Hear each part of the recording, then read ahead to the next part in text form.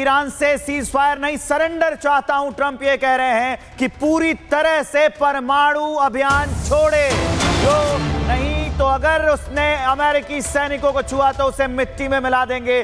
Trump का यह बयान है। वो कह रहे हैं कि ईरान को पूरी तरह से अपना परमाणु कार्यक्रम छोड़ना होगा, सरेंडर करना होगा ईरान को। यह सीधी सीधी धमकी है। बताया है कि अगर परमाणु कार्यक्रम नहीं छोड़ा तो अंजाम बहुत बुरे होंगे। यह भी बताया है कि अगर अमेरिकी सैनिकों को छुआ तो बहुत बुरे अंजाम होंगे। अगर अमेरिकी सैनिकों को कुछ होता है तो इसका बड़ा खामियाजा ईरान को भुगतना पड़ेगा और परमाणु कार्यक्रम तो पूरी तरह से छोड़ना होगा। साफ साफ ट्रंप कह रहे हैं। तो ये युद्ध और ज्यादा आगे बढ़ता हुआ ट्रंप के बयान और कार्यक्रमों से ये और आगे जा रहा है। हमारे साथ जीडी बख्शी सर है। सर, स्वागत है आपका। मुझे बताइए कि ये जंग कहां जा रही है? ट्रंप कह रहे हैं कि अगर नहीं रोका तो छोड़ेंगे नहीं। सीधी धमकी है ये देखिए, ये अब बिल्कुल धमकी आ गई है, क्योंकि अभी तक अमेरिका और इजराइल जो है वो मिलकर गुड कॉप बैड कॉप की रूटीन कर रहे थे। अमेरिका बातचीत कर रहा था, इजराइल जो है मिलिट्री प्रेशर डाल रहा था और अब उन्होंने एयर सुपीरियॉरिटी गेन कर ली है ईरान के ऊपर। कोई भी टारगेट वहां पे वो हिट कर सकते हैं। लेकिन बात यह है कि उनके जो न्यूक्लियर एनरिचमेंट फैसिलिटी है फोर्दो में और ये जो नेतान्स में, वो उसको नेतान्स को हिट तो किया है, लेकिन क्या पूरी तरह डैमेज आउट ऑफ एक्शन कर पाए हैं इसकी कोई पुष्टि कंफर्मेशन नहीं है। फोर्दो तो बहुत ही अंडरग्राउंड है। जब तक उनको अमेरिकन बंकर बस्टर बॉम्ब ना मिले वो उनको बर्बाद नहीं कर सकते। तो इजराइल जो है वो पुरजोर लगा रहा है, क्योंकि इजराइल को खबर मिली थी कि ईरान बहुत ही करीब आ गया है न्यूक्लियर हथियार के और 400 किलोग्राम का उसके पास यूरेनियम है जो कि 60% तक एनरिच्ड है। इससे वो 9 बॉम्ब बना सकता है।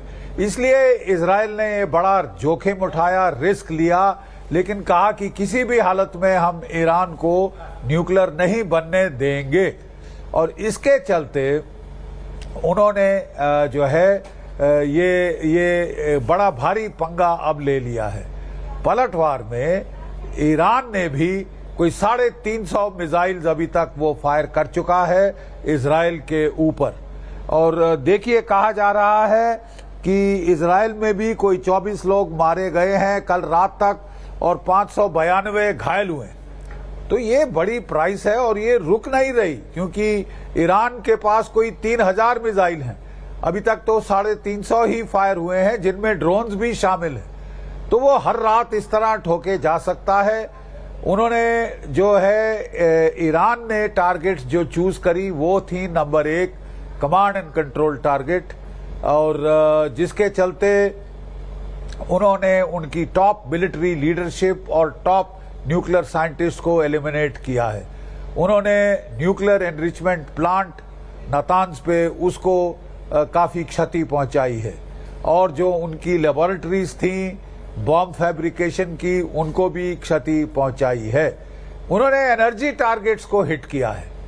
अभी तक ज्यादातर एनर्जी स्टोरेज फैसिलिटीज हिट करी हैं, लेकिन पलटवार में ईरान ने हिट कर दिया है इजराइल के हाइफा पोर्ट को, जो कि सबसे बड़ा पोर्ट है हाइफा में और ऑयल टर्मिनल है।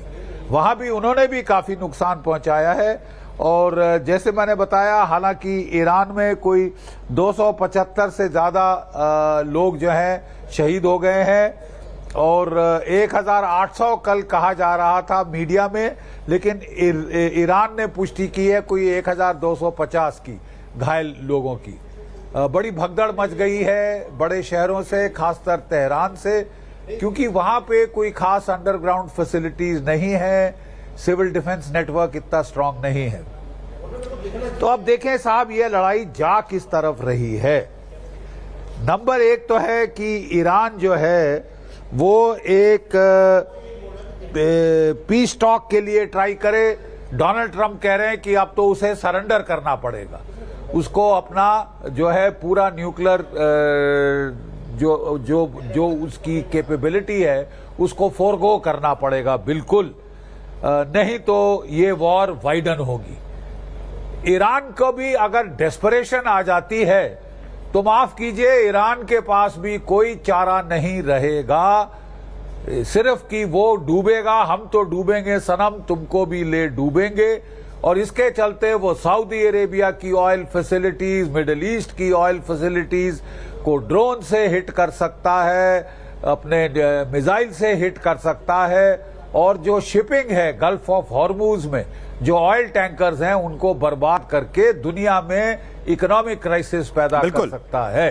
जी बिल्कुल सर, बहुत बड़ी बात आप ये कह रहे हैं। और ये वो तमाम कोशिशें हैं जो ईरान की तरफ से अब की जाएंगी कि मरता क्या नहीं करता, इस सिचुएशन में ईरान यहां पर पहुंच चुका है। जी सर, वापस आपके पास हम यहां पर लौटेंगे। इस बीच बड़ी अपडेट आपको बताएं कि ईरान से बातचीत को लेकर अब डोनाल्ड ट्रंप की तरफ से बड़ा बयान दिया गया। उपराष्ट्रपति जेडी वेंस और मिडिल ईस्ट के विशेष राजदूत स्टीव विटऑफ को बातचीत के लिए भेज सकता हूं। ईरान से बातचीत को लेकर ट्रंप की तरफ से बड़ा बयान दिया गया। कुछ देर पहले ईरान को लेकर ट्रंप ने कहा था कि कोई भी संपर्क नहीं किया गया, ईरान को यह पता है कि मैं किस तरीके से उपलब्ध हो सकता हूं।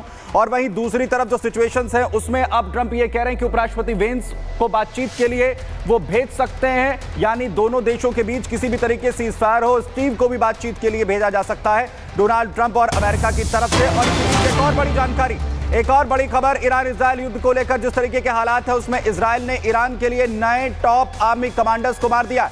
ईरान के नए चीफ ऑफ स्टाफ अली शादमानी को मार गिराया गया है। मिसाइल हमले में ईरानी सेना कमांडर को ढेर कर दिया गया। आईडीएफ की तरफ से यह कंफर्म किया जा रहा है। ईरान के टॉप कमांडर्स को लगातार इजराइल की तरफ से ढेर किया जा रहा है। सबसे पहले जो बड़ा हमला हुआ था जेट्स का इस्तेमाल कर, अपने लड़ाकू विमानों का इस्तेमाल कर इजराइल ने टारगेट किया था, उसमें आईआरजीसी के और ईरान के टॉप कमांडर्स को ढेर किया गया था। और वो फहरिस्त लगातार यहां पर चल रही है और अब बड़े हमले भी लगातार यहां पर हो रहे हैं। हमारे साथ जीडी बख्शी सर लगातार यहां पर बने हुए हैं। सर, सबसे पहले मैं ट्रंप के उस बयान को लेकर जिसमें वो जेडी वेंस को भेजने की बात कर रहे हैं, दो बयानों को मैं कंक्लूड सर यहां पर करना चाहता हूं। एक बार जो है वो डोनाल्ड ट्रंप ये कहते हैं कि मुझसे ईरान ने कोई संपर्क अब तक नहीं किया, ईरान को ये पता है कि मैं कैसे मिल सकता हूं। और दूसरी तरफ अब ट्रंप ये कह रहे हैं कि हां मैं भेजूंगा, जेडी वेंस को भेज सकते हैं, यानी कोशिश तो हो रही है नेगोशिएशन की। सर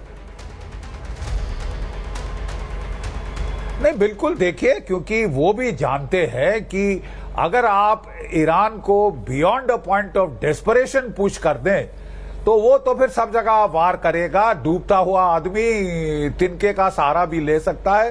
वो वॉर को वाइडन करने की कोशिश करेगा, वही उसका आखिरी डिफेंस है। डिफेंस भी क्या है, मतलब वो कि मैं भी कुछ कीमत इनके ऊपर थोपूं मेरे देश की बर्बादी के लिए। तो इसलिए वो सऊदी अरेबिया की ऑयल फील्ड्स, मिडिल ईस्ट की ऑयल फील्ड्स और जो ऑयल ट्रैफिक को हिट करके दुनिया में इकोनॉमिक क्राइसिस कर सकता है। मैं नहीं समझता अमेरिका इसको चाहेगा, ना यूरोप चाहेगा, ना कोई और देश चाहेगा। ठीक है, तो इसके चलते वो लोग भी अभी प्रेशर टैक्टिक्स डाल रहे हैं। मैंने कहा अभी भी good cop bad cop routine जारी है।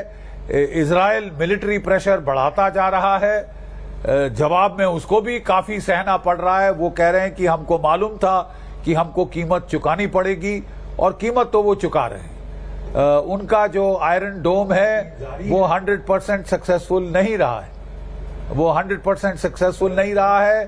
7 से 8% जो मालूम था